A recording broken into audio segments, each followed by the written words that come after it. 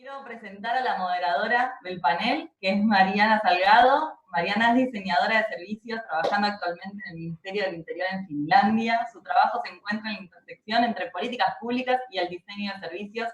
Hace 1 año y medio empezó un podcast Diseño y Diáspora sobre diseño social, en el que ha entrevistado a mucha gente implicada en laboratorios. Es la persona ideal para moderar este panel. Bienvenida, Mariana. Buenísimo, muchísimas gracias. Les cuento un poquitito del panel primero y después presento a nuestros invitados estrella.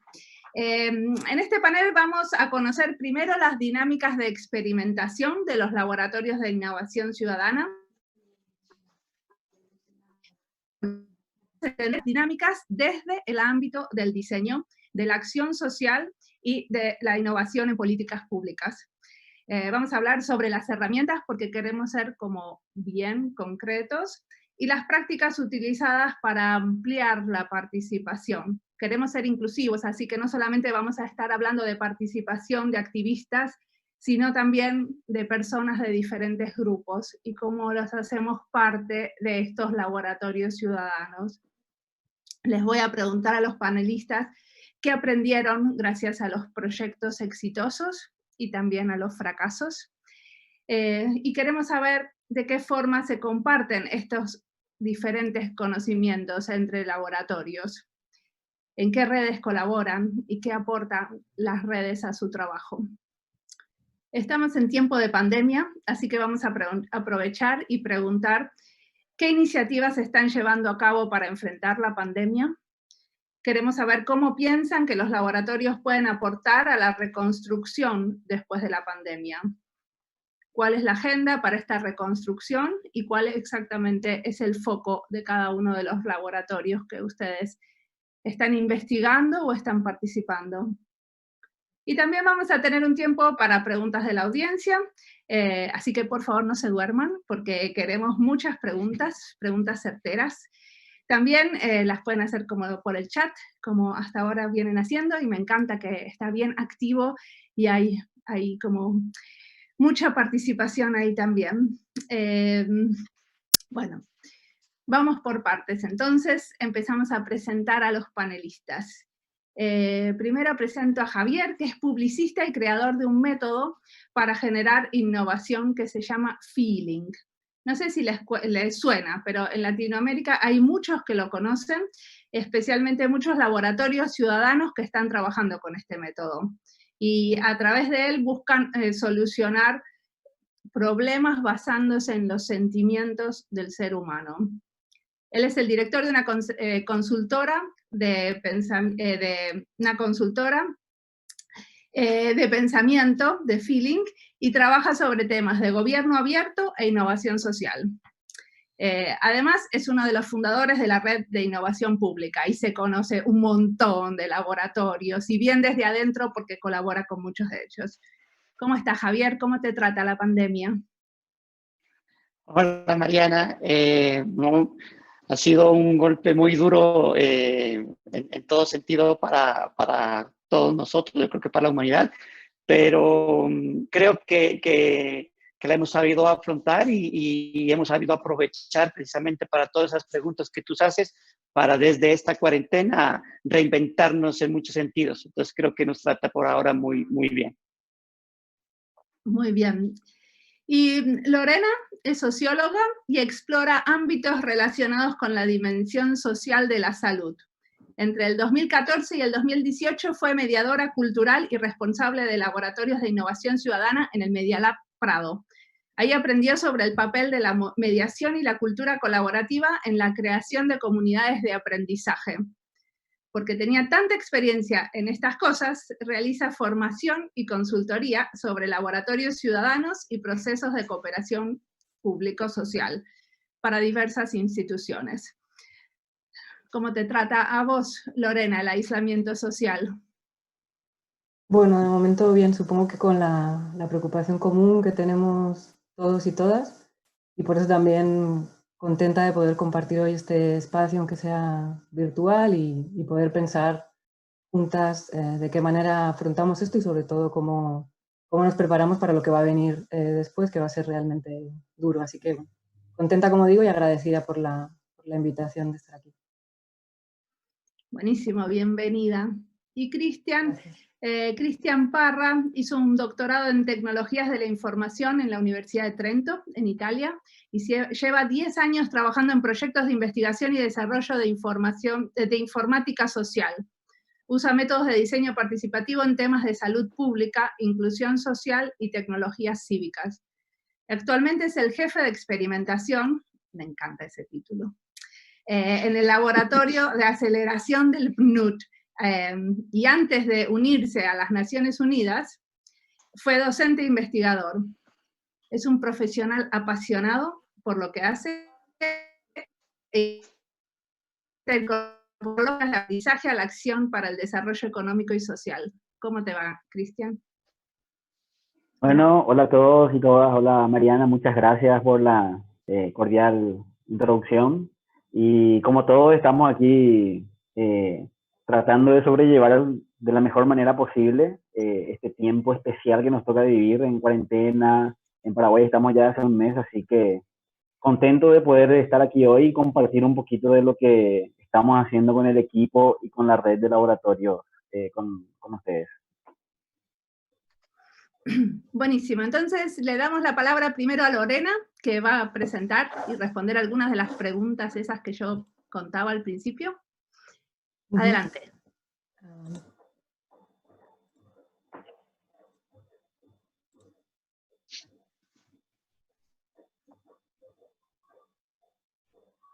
Sí, en relación a lo que comentaba Mariana, lo que me gustaría es empezar situando mi presentación con algunos rasgos de lo que entiendo por los laboratorios ciudadanos y la perspectiva que yo voy a tener y que quiero poder conversar hoy con el resto de compañeros del panel. Partiendo del contexto en el que estamos, que creo que es importante tener en cuenta que ni estamos viviendo este confinamiento, esta pandemia de la misma forma, ni saldremos de la misma manera todos de ella, porque el contexto de desigualdad social profunda en el que vivimos creo que determina esa experiencia de la propia pandemia que estamos teniendo. Partiendo de eso, quiero hablar de los laboratorios ciudadanos entendidos desde las instituciones públicas, y creo que esto puede añadir un matiz importante porque estamos viendo cómo esas instituciones públicas no están pudiendo responder con rapidez ni de la forma ni en los lugares en los que está siendo necesaria la ayuda y el acompañamiento. Y dentro de ese marco de los laboratorios entendidos como instituciones públicas, me interesa resaltar el objetivo último que creo que tiene un laboratorio, que es crear comunidades que sean diversas, que sean sostenibles y que sean cohesionadas, partiendo de la idea de la mediación cultural que veremos un poco a lo largo de mi presentación. Para ello, quiero hablar de esas herramientas de la participación que decía Mariana, planteando 3 giros o 3 movimientos que creo que han hecho los laboratorios ciudadanos, en tanto que buscan aplicar nuevas formas de hacer, nuevas lógicas para la participación desde esas herramientas concretas que decía. Y el primer giro que quiero explorar hoy con todos y todas sería la idea de pasar de la participación entendida como imperativo a pasar a una idea de la participación como exploración compartida. Digo imperativo porque creo que habitualmente las llamadas a la participación siempre se hacen desde esa lógica de ven, participa, propón, envía tu propuesta.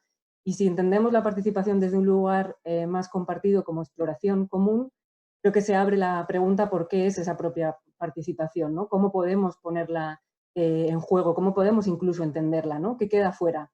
Un grupo de jóvenes sentado por la tarde en un parque está participando. ¿En qué lugares puede, por ejemplo, los jóvenes hoy en día en nuestras ciudades participar? ¿Y de qué manera podemos conseguir que esas herramientas de la participación puedan ser reapropiadas por las propias comunidades con las que queremos trabajar? Con una lógica, yo creo que es importante, que es la de la significatividad. O sea, ¿cómo podemos construir colectivamente aquello que tenga sentido para las personas a las que estamos invitando a participar? Desde aquí yo creo que hay un cambio de perspectiva que me parece interesante indagar en estos momentos, y que no es tanto que las personas se tengan que adaptar a la estructura, los ritmos y los marcos de las instituciones, de los laboratorios, sino que esos laboratorios sean estructuras flexibles, porosas y accesibles, que permitan que, como decía, las personas se puedan reapropiar de esa propuesta, y esto se traduce, por ejemplo, en que las personas, a nivel individual o colectivo, puedan plantear sus propios proyectos e ideas. Sean ellas quienes digan, queremos trabajar en esto y queremos desarrollarlo. Ahí creo que hay un cambio importante también en el que la institución lo que hace es acompañar esos deseos, esas necesidades, esas inquietudes y esas posibilidades que están poniendo sobre la mesa las comunidades o personas a título individual o colectivos que quieran participar en un laboratorio ciudadano. Y desde ahí creo que se abre un marco para la equidad, para poder trabajar con otros a partir de sus necesidades y, como decía, de sus posibilidades también. Todo ello creo que lleva a la idea de que esta exploración compartida, lejos del imperativo de participar, abre la posibilidad de imaginar, de diseñar nuevos repertorios, nuevas formas de participación, que muchas veces pueden pasar simplemente por tener sitios en la ciudad en los que podamos estar, sin una intención ni de consumir ni de producir por detrás, sino lugares de encuentro, como decía, por ejemplo, ¿dónde va un grupo de jóvenes por la tarde cuando llueve en una de nuestras ciudades? ¿Qué lugares tienen para poder reunirse y hacer, como decía, sus proyectos, o simplemente poder estar, ¿no?, como otra forma de participar y de encontrarnos, ¿no?, que creo que vamos a necesitar mucho repensar las formas de estar y de encontrarnos a raíz de lo que estamos viviendo. Otro de los giros que quería plantear, muy relacionado con el primero, es pasar de la idea de la difusión a la idea de la conversación, ¿no?, y de la conversación también sostenida en el tiempo, ¿no?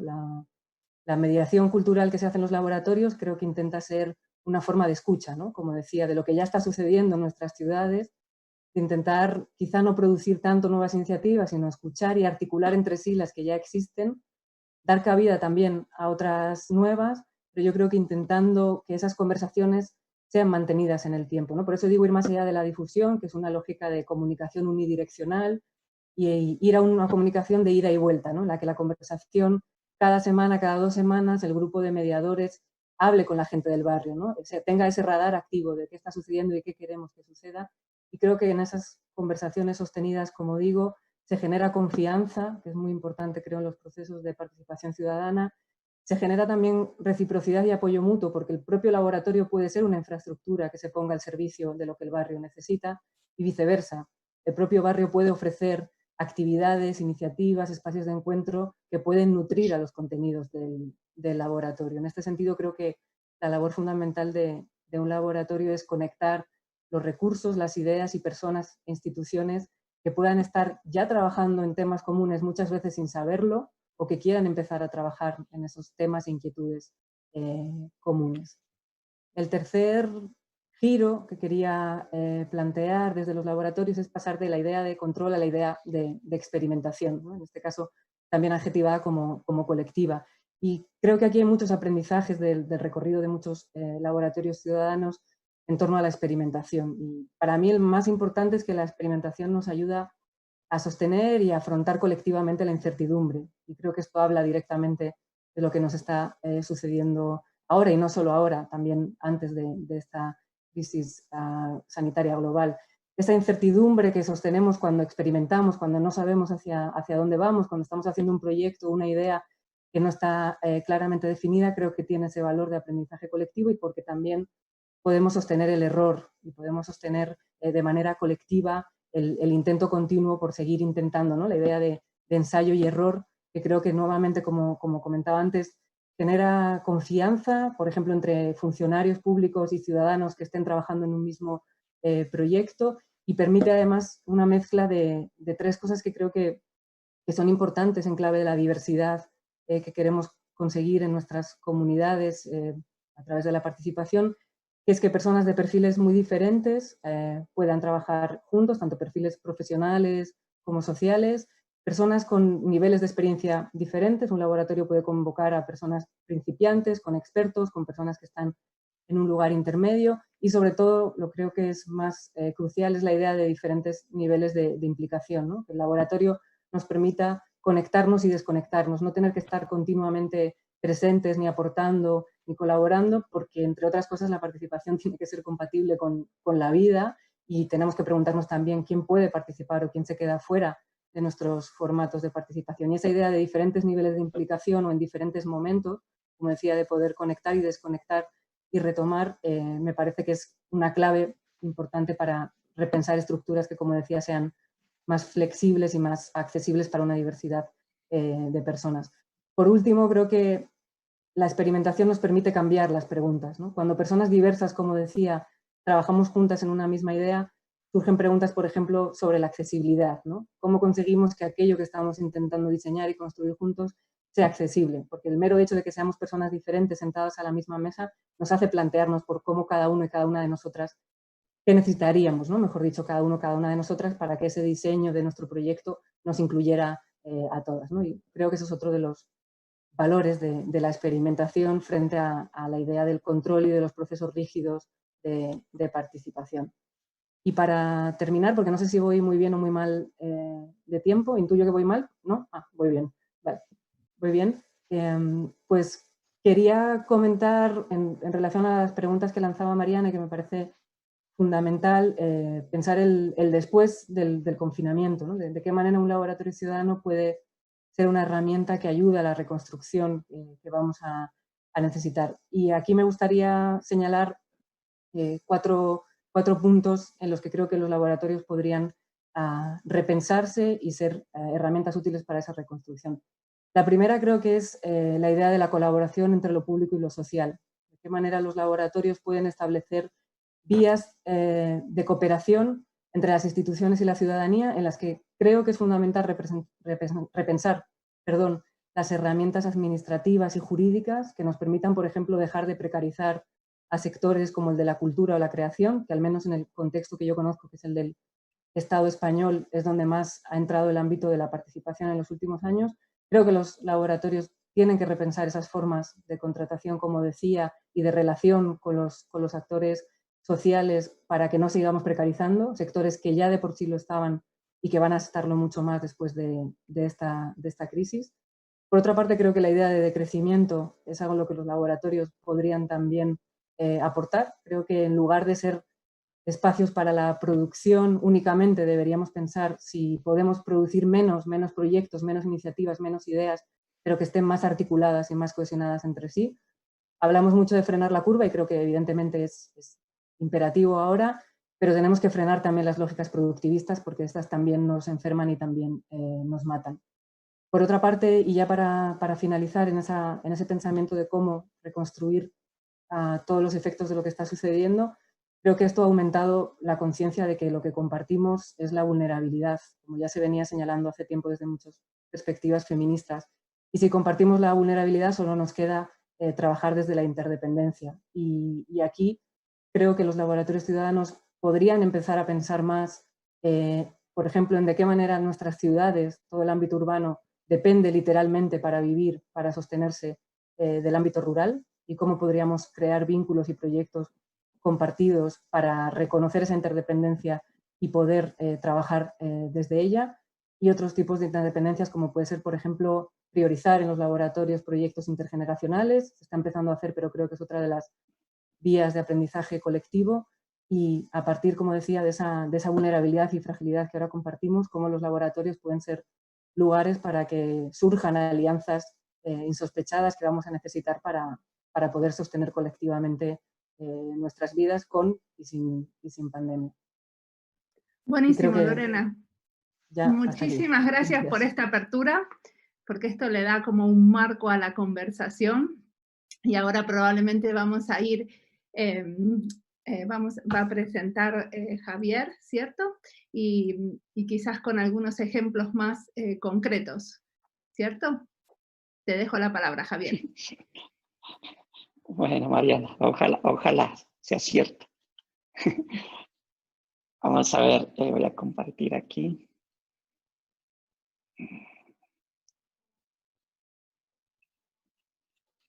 Listo. Bueno, pues sí, un gusto escuchar a Lorena. Creo que ha resumido muy bien todo ese proceso que en esta red de personas que nos hemos interesado por los laboratorios ciudadanos, los laboratorios cívicos, los laboratorios de innovación en general,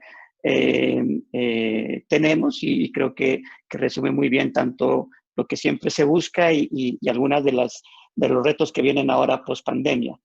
Voy a pasar muy rápidamente estas fotos, básicamente que resumen cómo eran nuestros laboratorios y la importancia de ese contacto social, de ese contacto físico, de ese intercambio que teníamos independientemente de cuando los organizábamos o cuando participábamos como colaboradores o cuando participábamos como directores de proyecto. En todos esos se tiene experiencia, pero sí había un común denominador que era esa importancia de estar conectados de manera física, ese intercambio humano tan importante. Discúlpame, Javier, un minuto. ¿Sí? Desde la audiencia nos están preguntando que aclaremos qué son los laboratorios ciudadanos y qué estamos haciendo en Latinoamérica cuando hablamos de laboratorios ciudadanos. ¿Podés brevemente referirte a eso? Bueno, ahí hay muchas perspectivas de esa definición, porque en nuestro caso, por ejemplo, tenemos mucha más experiencia en laboratorios desde el sector público, laboratorios de innovación pública que llamamos, o a veces laboratorios de innovación ya centrados en feeling como tal.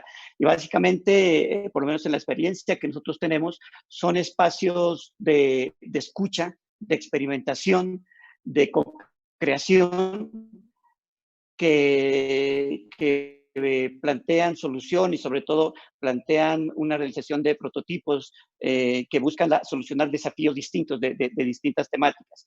Pero esos laboratorios pueden ser de laboratorios muy vivos en comunidad o pueden ser laboratorios con un grupo de personas que tienen unas ciertas características o pueden ser laboratorios de muchos otros tiempos con una duración distinta.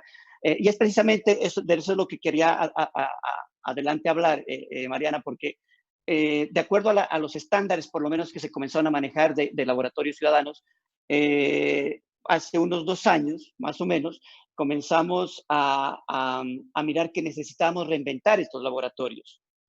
Plantearnos unas nuevas formas de conformación de grupos, de las personas que los participan, de las metodologías que se utilizaban, porque mirábamos que de todas maneras en muchos casos estos laboratorios que se concentraban durante 10 o 15 días, a veces quedaban excluidas muchas personas, muchas oportunidades de participación, de gente que de pronto no podía dejar su trabajo, que tenía su familia, le quedaba difícil concentrarse. Entonces nos volvimos de pronto un sistema mucho más cerrado, contrario a la base de lo que realmente buscábamos. Entonces, precisamente hace 2 años, por eso he llamado aquí Recordando el Futuro, tuve un almuerzo en Madrid con Marcos García, que es el director de Medialab Prado, y Antonio Lafuente, y unas amigas nuestras de acá de Nariño, y le planteamos ya 2 ejercicios distintos de laboratorio. Entonces, y desde ahí nació algo que se llamaba Campamento Feeling, por ejemplo. Dijimos, bueno, ¿por qué no logramos acampar en el territorio donde vamos a innovar? Y no buscamos que personas vengan a un espacio a buscar este tipo de experimentación, sino que el laboratorio hagámoslo en situ, en las comunidades a las que vamos a trabajar. Y planteamos un laboratorio con carpas, con pasar la noche ahí, en la comunidad, que era una comunidad compleja acá en la ciudad de Pasto. Pero la misma conformación de los grupos, la misma interacción, y mira cómo esto nos va llevando de pronto una idea de cómo pueden ser estos laboratorios post pandemia. La misma metodología y los resultados que se dieron, estábamos creando unos indicadores alternativos de paz, en este caso acá en Nariño, Colombia, y nos planteó un modelo distinto de laboratorio. Y eso siempre lo quisimos hacer, pero lo otro que hace 2 años lo dijimos es, ¿por qué no convertimos nuestras casas en laboratorio? Estas son fotos tomadas ayer en donde estoy pasando la cuarentena, que es donde vivo, pero siempre he tenido como la característica independientemente de la oficina de feeling, ¿no? O de las oficinas donde trabajamos, mi casa es ser siempre un constante laboratorio. Lo he buscado y ha sido como la base para plantear cómo deben ahora formarse, o por lo menos una idea de un manual que vamos a lanzar el lunes, de cómo deben formarse esos pequeños laboratorios de innovación pública cuando no hay grandes espacios, cuando no tenemos un espacio como el de Medialab, cuando solo nos dan a veces a 3 personas una pequeña esquina en una oficina, y si desde ahí cómo podemos crear un pequeño laboratorio de innovación pública. Entonces, el colocar siempre fue un laboratorio donde los participantes lo hagan desde su hogar y crear una gran red de laboratorios donde ese tema de partir de las problemáticas de los vecinos, pero decíamos, tenemos a los vecinos, tenemos los juguetes de nuestros hijos, tenemos la conexión a internet, tenemos la cocina como ese gran laboratorio también, tenemos las paredes pintadas como ven acá, tenemos en este caso donde escribir. ¿Por qué no aprovechamos esa infraestructura y creamos una gran red, más o menos, como todo lo que planteaba Lorena antes, y hacemos un gran laboratorio ciudadano, no concentrando a un grupo de personas, sino creando una red gigante desde nuestras casas, como pensándolas como laboratorio? Pero esto fue hace 2 años y ahora toma mucho más fuerza en el ejercicio no solo de cuarentena, sino en lo que puede pasar en los laboratorios post-COVID. Nos ha pasado pues que por coincidencia tenía la impresora 3D acá y nos ha permitido en unos territorios muy complejos como en Ipiales, que es la frontera con el Ecuador, poder donar unas pantallas. Ya pues no tenemos obviamente ni tanto material ni la infraestructura para sacar en mucha cantidad, pero que para ese hospital, en esta crisis que tenemos en Nariño, pues han vuelto muy importantes y muy solicitadas. Y eso permite haber tenido algunos elementos en casa, y eso ha roto un poco el esquema de que instituciones, como por ejemplo la misma gobernación tenía varias impresoras, el Centro de Innovación Social, y no se ha podido articular nada desde allá, y algo que sí lo comenzamos a solucionar desde nuestros hogares. Y en eso, algo muy importante es cómo nos comenzamos a reinventar herramientas para lo que viene. Nosotros hemos creado algo que se llama CLIP, que es el Kit de Laboratorio de Innovación Pública, una pequeña herramienta escrita que la vamos a lanzar el lunes, que la hicimos precisamente para esa red de laboratorios de innovación pública argentina, que la suman más de 15 provincias en Argentina, y que están reinventando también ese ejercicio entre administraciones públicas y comunidad. Y ahí nos ha permitido dividir como en 5 espacios lo que nosotros consideramos debe configurar un laboratorio de manera sencilla y en a veces ejercicios sin presupuesto o muchas veces sin el mismo apoyo de las cabezas de la administración. Y en este caso lo hemos dividido primero en la configuración de un espacio. Para nosotros es muy importante el espacio que organicemos para el laboratorio. Lo segundo tiene que ver con las personas, la característica de las personas que lo componen. ¿Qué clases de desafíos públicos son los que van a abordar estos laboratorios? ¿Qué metodologías se podrían utilizar y cómo sería la comunicación? Eso es lo que va a tener este manual que lanzamos el lunes. Y ahí es importante, primero, como decíamos, la configuración de pequeños espacios, saliéndonos un poco ya de los grandes escenarios y infraestructuras, que era también una tendencia que la tuvimos nosotros en Nariño los 4 años pasados, pero que este post-COVID nos obliga a ver cómo unos pequeños espacios los podemos reconfigurar, teniendo en cuenta algo muy importante que lo quiero decir al final, es que el distanciamiento no es social, el distanciamiento es físico, no social. Por lo tanto, creo que estamos a veces ahora mucho más conectados y nos encontramos con mucho más amigos que lo que hacíamos cuando normalmente en la vida cotidiana íbamos a nuestros talleres o a nuestras oficinas.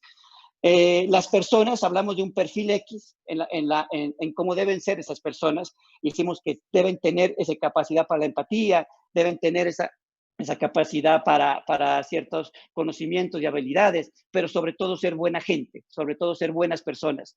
Y eso a veces es difícil de encontrar. Tenemos aquí el ejercicio de las metodologías, y ponemos 3 ahí, no solo obviamente lo de Finland. Hay una metodología muy interesante que está utilizando, que nació en el NQN-Lab, en el Laboratorio de Innovación Pública en Nuquem, que es el método CHE. Desde Feeling trabajamos con Asuntos del Sur, el método CISA, que es una metodología para precisamente talleres con enfoque de género, talleres feministas. Y entonces hay muchas herramientas que creo que necesitamos comenzarlas a concentrar y aprovechar y a intercambiar ahora en este post-COVID. Repensar cómo pueden ser los desafíos, y en ese sentido nosotros hemos dividido, como sobre todo de innovación pública, en desafíos tecnológicos, sociales y desafíos de infraestructura. Y cuando hablamos de infraestructuras, esa infraestructura abierta, esas infraestructuras de generación de productos, de mobiliarios, de ciudad, de muchos ejercicios que permiten que se surja esa innovación de manera mucho más líquida y emergente. Pero también esa combinación que puede haber entre esa innovación infrasocial, tecnosocial o infratecnológica, que comencemos a planear esos desafíos también junto con las comunidades para que salga mucho más de impacto lo que hagamos. Y por último, la comunicación que es tan importante para nosotros y que va a ser fundamental para estar más conectados o sea, combatir ese distanciamiento social que tendremos. Y cierro con esto, recordar que el distanciamiento es físico y no social, y eso nos obliga a ser muy creativos y el enfoque creativo que le demos a lo que va a pasar de ahora en adelante, y es fascinante, o por lo menos en toda esta crisis, esa incertidumbre que tenemos siempre obliga a ser mucho más creativo.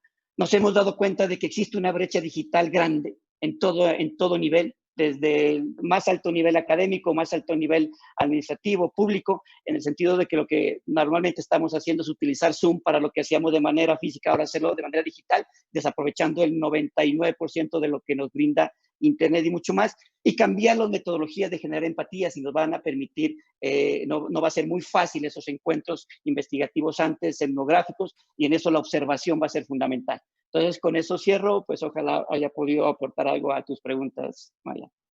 Buenísimo, muchísimas gracias, Javier. Y entonces vamos a escuchar ahora a Cristian y después pasamos a responder preguntas, si les parece.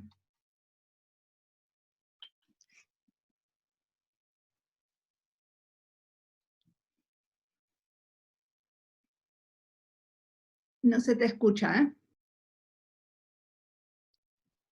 Fíjate si tenés cerrado tu micrófono. Tenés cerrado tu micrófono, Cristian, en Zoom.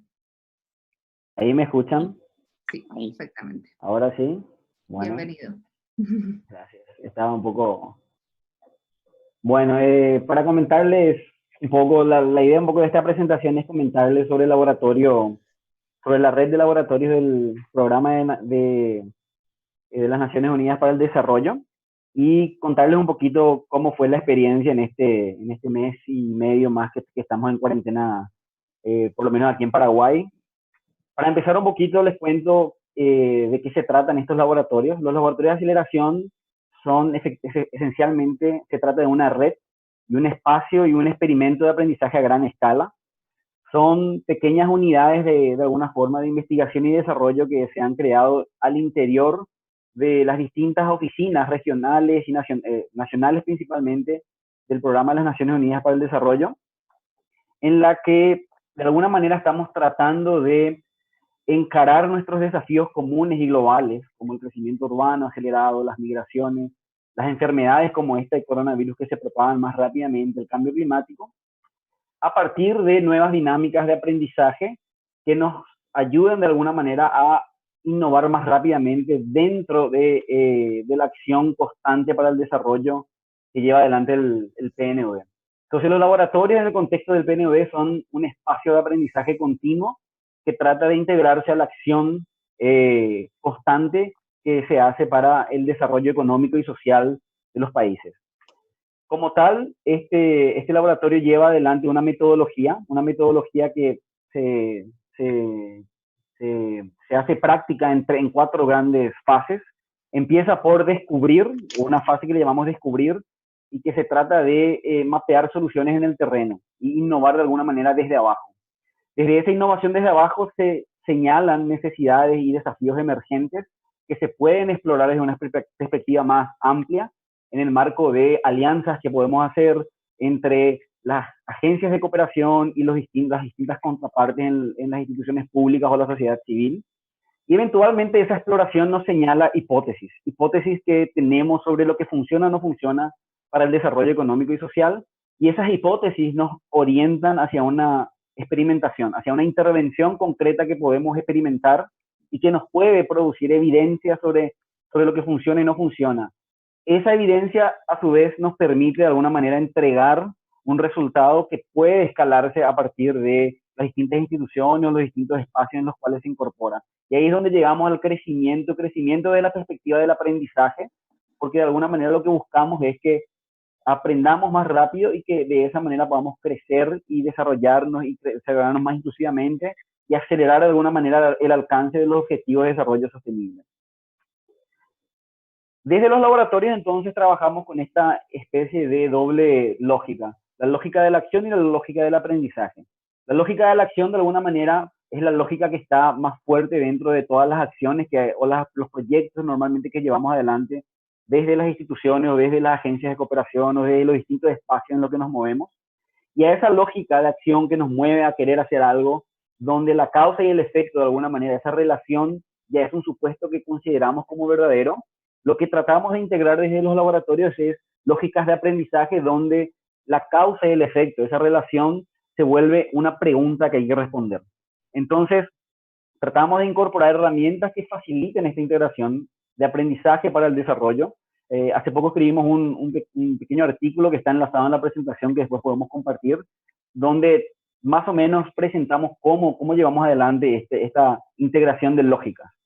Desde esa lógica, antes del coronavirus en Paraguay, empezaba a emerger una cartera de experimentos en torno a algunas temáticas importantes que fuimos de alguna forma descubriendo y explorando. Y esa cartera emergente de experimentos giraba un poco en torno a 5 temáticas grandes. La temática de la participación ciudadana, principalmente conectada a la temática del desarrollo territorial desde un enfoque territorial más allá de las fronteras administrativas o regionales. Eso conectado con algunas temáticas de productividad laboral y sobre todo llevando a la temática del empleo informal, que en Paraguay representa el 64% de lo que es la economía. Y todo eso también, de alguna forma, un quinto tema que estaba emergiendo experimentalmente era la gestión de residuos en las grandes aglomeraciones urbanas. Por supuesto, llegó el coronavirus y, de alguna manera, esa cartera experimental parecía quedar desfasada porque teníamos un nuevo gran desafío, ¿no? Ese desafío común de las enfermedades que se propagan más rápidamente nos golpeó de repente. Y lo que pasó fue que, de alguna manera, nos vimos forzados a dar un paso atrás y volver a esa primera etapa, la etapa de descubrimiento, volver al mapeo de soluciones, y volvimos de alguna manera, a trabajar sobre cómo podemos mirar lo que están haciendo allá afuera para enfrentar esta pandemia. La metodología del mapeo de soluciones que utilizamos en el laboratorio es una metodología que busca entender los problemas desde las soluciones que ofrecen los propios actores que viven esos problemas de alguna manera en su vida día a día. Entonces, como metodología, ayuda de alguna manera a las organizaciones y comunidades a identificar necesidades, problemas y oportunidades, pero partiendo de las soluciones que desarrollan las personas. 3 conceptos son los conceptos que de alguna forma tratamos de incorporar en esta metodología. El concepto de la innovación desde abajo, el concepto de los participantes o usuarios, líderes, esos grupos de personas que de alguna forma son los primeros en adelantarse al resto, y la desviación positiva.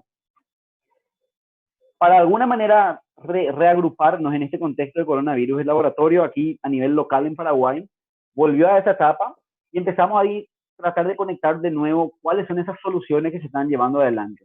En esta semana publicamos un nuevo artículo donde describimos un poco el tipo de soluciones y de innovaciones de abajo que de alguna forma identificamos. Y lo que emergió, lo que está emergiendo de todo este análisis es una especie de refuerzo de esa cartera emergente de experimentos que teníamos antes. De nuevo, la participación ciudadana emerge como una temática fundamental para poder aprender, pero desde una perspectiva un poco diferente. Cuando antes pensábamos en participación ciudadana para el desarrollo territorial, ahora lo pensamos como un mecanismo de ayuda mutua que está emergiendo en todas las comunidades para enfrentar esta pandemia. Surgió con mucha más fuerza la necesidad de trabajar y aprender en el empleo informal, porque el empleo informal se convirtió en un sinónimo de mucha vulnerabilidad, sobre todo en Paraguay. Muchas comunidades vieron sus actividades económicas detenidas y eso obviamente detuvo los medios de vida de los cuales dependían a diario. Y eso está conectado siempre con la idea de la productividad laboral que también teníamos antes. Pero otro tema también surgió, que es el tema de la desinformación.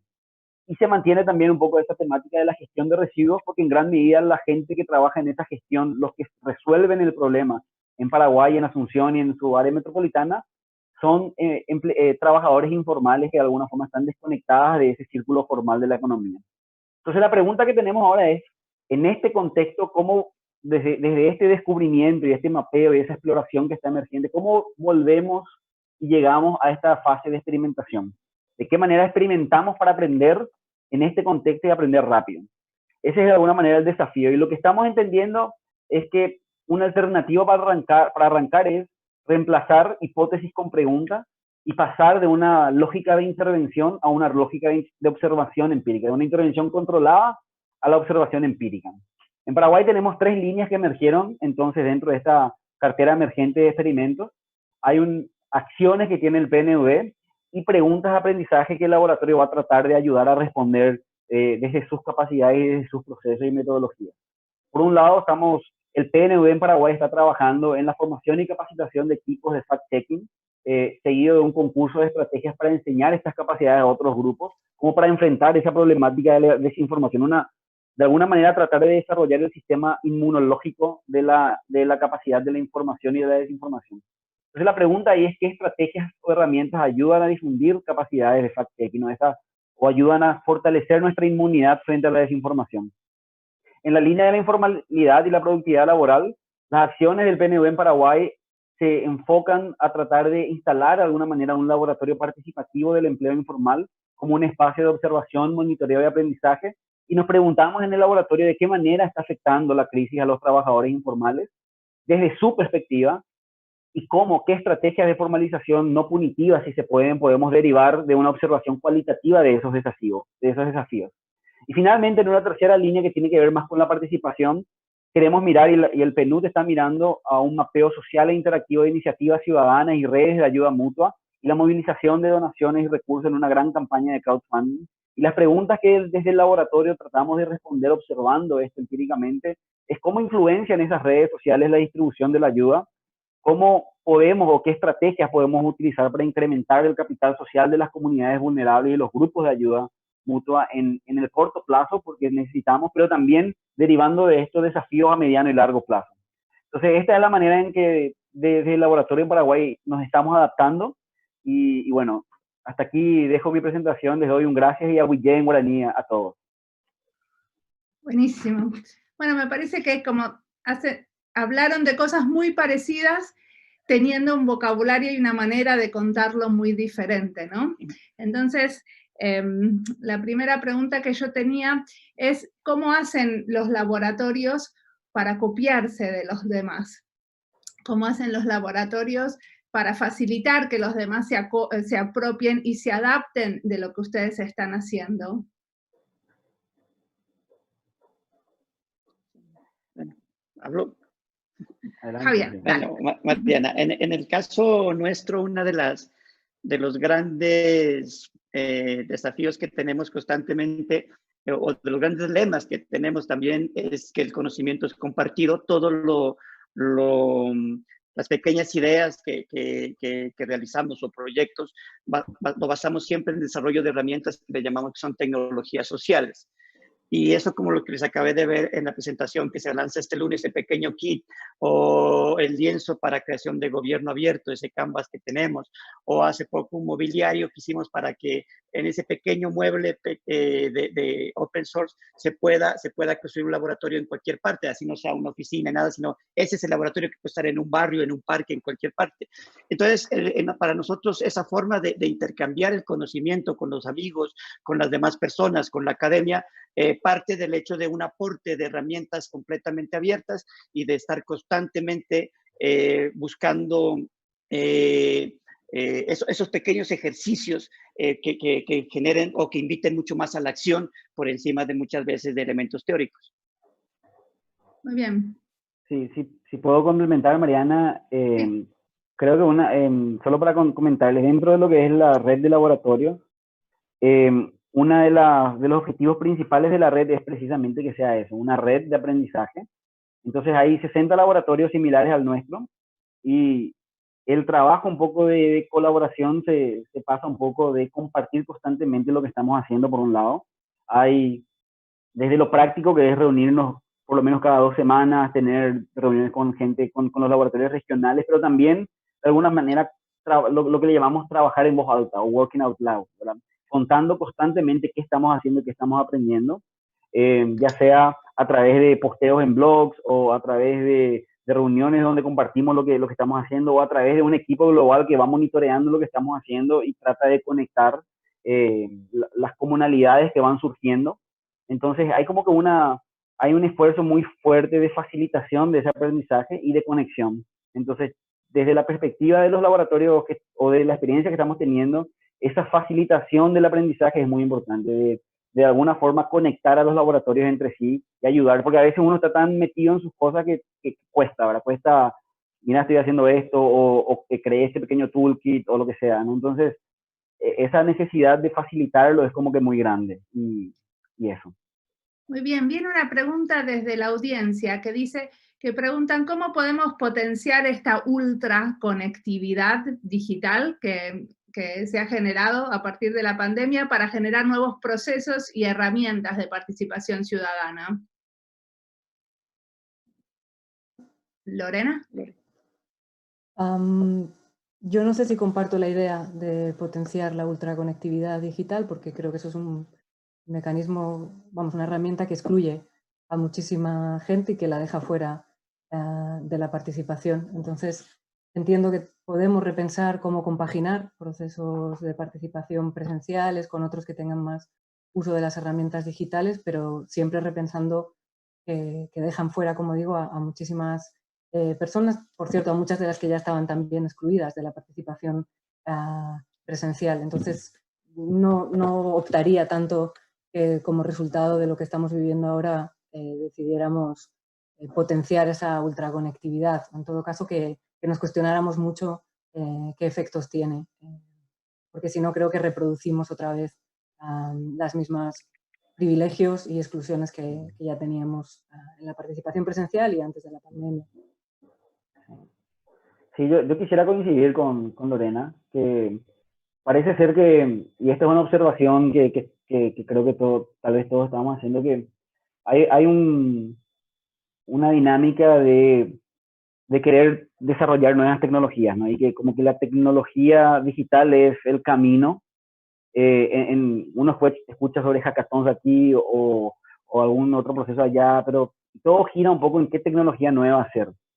Y realmente un poco lo que estamos observando es que no se trata tanto de qué tecnología nueva tenemos que hacer, sino de qué modelo de gestión social nos va a ayudar a llegar mejor y a facilitar mejor la participación. Y ahí dentro de ese modelo de gestión social y ese proceso de gestión social, preguntarnos dónde la tecnología puede facilitar y puede servir de anclaje o de facilitador o de impulsador, lo que sea, ¿no?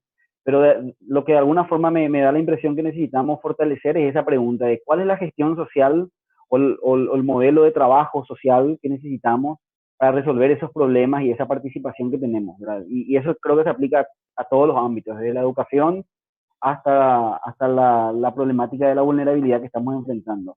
Es ahí, me parece, donde está la pregunta más difícil de responder. Bueno, cuando estábamos pensando en este panel de laboratorios ciudadanos, una de las cosas que pensábamos con Domenico también era cómo hacer de este laboratorio, o sea, de este panel, un panel plural en el sentido de que haya un laboratorio como un laboratorio del tercer sector, otro laboratorio que venga desde el gobierno, desde el sector público, y también hay laboratorios que vienen desde la ciudadanía, pero todos están como muy comprometidos con esto de la participación ciudadana y cómo sucede y cómo se generan ideas desde abajo, o sea, cómo podemos colaborar con ideas ya existentes y no estar reinventándonos. Pero una cosa que para mí en este panel todavía podemos profundizar es esto de cómo integrar a los otros, a la otredad, a lo diferente. Cómo hacer para no llegar, un poco lo que planteaba Lorena, a quiénes estamos excluyendo de estos laboratorios. Bueno, yo miro una palabra que es clave, y es el de la tecnología social. Remarco eso porque precisamente con esa inquietud que plantea Lorena, en nuestra costa pacífica, por ejemplo, colombiana y sobre todo acá nariñense, las condiciones para hacer un laboratorio, para pensar en muchas de las cosas que hemos dicho hoy en este panel, son completamente inviables. Entonces, potenciar ciertas herramientas que le podemos llamar como tecnologías sociales. Y ahí vuelve a replantearse el uso de la radio, el uso de ciertos manuales, ese contacto físico que tiene que ser distinto, reinventado en este caso, nos va a permitir integrar precisamente en estas ideas generales o macros que tenemos de los laboratorios ciudadanos a esas personas que normalmente son siempre vistas como el público objetivo o para los que trabajamos, pero que nunca las volvemos como que de ellos son los que participan y que son los que más saben y que son los que pueden dar las soluciones más viables. Entonces, nos toca reinventar de todas maneras hacia esa palabra de tecnologías sociales. ¿Qué tecnologías sociales son las que nos van a permitir tener estos laboratorios conectados de manera mucho más líquida, mucho más horizontal, y que lo podamos compartir, pero que sobre todo podamos incluir a toda esta población que normalmente está por fuera de todo este ámbito que estamos hablando?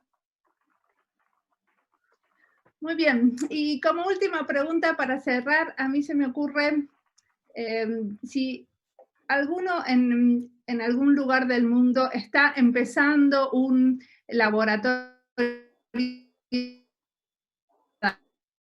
y quisiera aprender de ustedes, ¿cuáles serían sus consejos? Pueden decir 3 cada uno y bien al punto. 3 consejos. Yo volvería a incidir en la idea de la mediación, o sea, en tener personas que están directamente trabajando desde la idea de una cultura de proximidad, es decir, trabajando en los barrios, en los territorios, como decía, escuchando, conociendo primero, escuchando lo que sucede y luego pudiendo articular eso con nuevas propuestas. Entonces, la idea de tener mediadores, un equipo de personas con habilidades y capacidad para escuchar, para, como dije, conectar ideas y detectar lo que está sucediendo en el territorio, creo que sería como fundamental. Creo, en mi opinión, sin esa mediación, sin esa labor de escucha conectada desde la proximidad de los barrios, de los territorios, en mi opinión no puede existir, o es difícil que exista un laboratorio, al menos desde las lógicas que plantean muchos de ellos. En segundo lugar, plantearía también en relación a lo que dije, la posibilidad de que el laboratorio sea una infraestructura que se ofrezca de manera abierta, o sea, que permitamos que sean las personas las que propongan qué realizar dentro del laboratorio, o sea, que sea la posibilidad, como dije, de reapropiarse, que no cerremos a priori las posibilidades, sino que abramos. Y en tercer lugar, lo que intentaría plantear también, que me parece fundamental, es la cuestión material, de pensar muy bien y cuidar las condiciones laborales de quienes estén en un laboratorio ciudadano, para nuevamente no solo precarizar a quienes trabajan, sino terminar como explotando o utilizando también a la ciudadanía que está al otro lado, ¿no? Creo que pensar en esos mecanismos de cuidado de la parte más material, tanto de los trabajadores como de la ciudadanía, ¿no? De cómo poder conseguir que más gente pueda participar, pero que eso no suponga como una capitalización de todos los saberes de la ciudadanía. Creo que sería como otra de las cuestiones a revisar, ¿no? Como en clave quizá de alarmas ante la experiencia o aprendizajes que puede haber hasta ahora. Muy bien, Cristian. Más cortito lo necesito. Bueno, en primer lugar yo diría que el equipo tiene que ser multidisciplinario, o sea, traer gente de distintas perspectivas, con distintas lentes para mirar los problemas. En segundo lugar, creo que tiene que empezar con esa lógica del mapeo de soluciones, de observar lo que ya se está haciendo y que eso señale cuáles son los problemas, no al revés, no empezar con un problema muy abstracto y decir, bueno, esto es lo que hay que hacer, sino que mirar lo que la gente hace y desde ahí sacar qué es el problema, cuáles son las necesidades. Y lo tercero creo que sería tener en cuenta esta lógica de aprendizaje dentro de la acción, pensar constantemente cuáles son las hipótesis que subyacen a todo lo que hacemos y derivar, hacerlas explícitas, hacerlas muy explícitas, decir, acá estamos creyendo que nuestro impacto es este. Entonces, si eso es lo que creemos, ¿cómo podemos evaluarlo? ¿Cómo podemos mirarlo de tal manera, observar lo que estamos haciendo para aprender si lo que creemos que hacemos tiene el impacto que creemos que tiene? Muy bien, Javier. Bueno, sí, rápidamente, con base en la experiencia que se tuvo en Nariño, me parece que una de las cosas que recomiendo ahora y que estamos trabajando precisamente en la alcaldía de Teusaquillo en Bogotá es el hecho de vincular la academia a estos procesos de laboratorio. Muchas veces centramos entre las personas que saben procesos de innovación y la comunidad a la que escuchamos, con la que co-creamos, pero nos saltamos a veces, muchas veces, el tema de la importancia que tienen los grupos de investigación, la academia, los expertos en esos procesos. En el caso, eso es una recomendación que veo necesaria. La segunda es que ese enfoque creativo que deben tener los laboratorios partan del corazón, de eso que nosotros llamamos inspiración cardíaca. Para nosotros es muy importante los sentimientos, sobre todo para entender y captar lo que necesita la gente con base en los países de Latinoamérica, que somos muy diferentes a otros modelos de innovación que se tienen en el mundo. Y por último, el desarrollar, siempre pensando en eso de tecnologías sociales. No solamente ver que se va a solucionar con tema tecnológico, digital ni demás, sino que ver que esas tecnologías tengan esa capacidad de que sean abiertas y sobre todo que permitan que la gente, sin necesidad de nosotros, pueda comenzar a surgir procesos de innovación. Bueno, les agradezco muchísimo la participación en este panel y sé que quedaron varias preguntas en el tintero, y sobre varias preguntas, por ejemplo, para Lorena, así que los pongas en Twitter y que Lorena probablemente las va a responder, y si no, vamos a tratar de responderlas entre todos. Muchísimas gracias. Gracias. Gracias, un placer. a todos. Chao, chao, gracias.